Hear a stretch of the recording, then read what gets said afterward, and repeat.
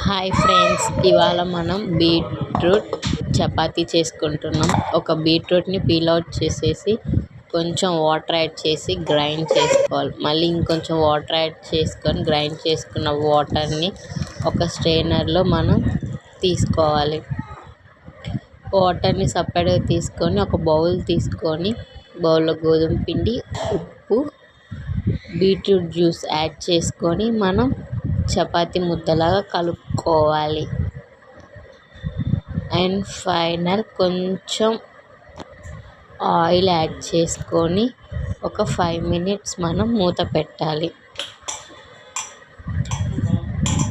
Oil బాగా apply చేసేసి మూత పెట్టుకున్నాం. 5 minutes తర్వాత బాల్స్గా చేసుకొని మన చపాతీలాగా దాన్ని బాగా రౌండ్ చేసుకోవాలి. చపాతీ రౌండ్ తర్వాత వేడి పెనం మీద 2 sides తిప్పుకొని లైట్గా ఆయిల్ యాడ్ చేసుకొని తీయడమే. బీట్రూట్ చపాతీ చాలా healthy friends. Please like and share, subscribe my channel friends.